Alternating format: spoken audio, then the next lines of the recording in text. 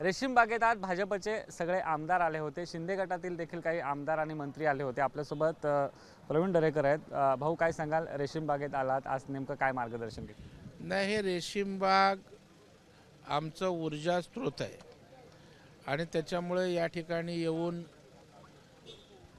हेडगेवारांच्या चरणी नतमस्तक होणं, त्यांना अभिवादन करणं हा आमचा प्रत्येक अधिवेशनातला त्या ठिकाणचा पायंडा आहे। आणि त्याच पद्धतीनं याही वर्षी आम्ही या ठिकाणी आलेलो आहोत।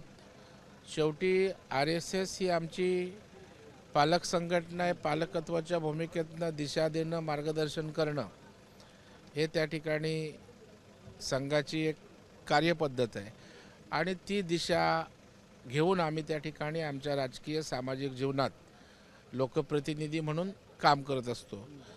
आज या ठिकाणी पंचसूत्रीचा जो या ठिकाणी संदेश दिला गेला त्याचाही अंमल करण्याच्या दृष्टीनं आमची मानसिकता झाली आणि त्या पद्धतीमध्ये येणाऱ्या काळामध्ये त्याचा अंमल करण्याच्या दृष्टीनं आम्ही प्रयत्न करू।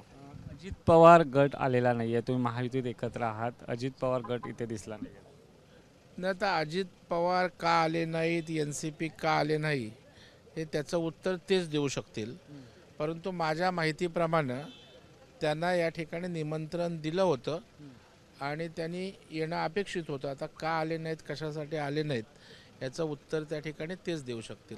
खूप खूप धन्यवाद भाऊ। आपल्यासोबत स्वतः प्रवीण दरेकर होते। ते म्हणाले अजित पवार गट का आले नाही याचं उत्तर तेच देतील असं त्यांनी सांगितलं। कॅमेरा पर्सन प्रशांत मानेसह सुशांत सावंत, ABP माझा, नागपूर।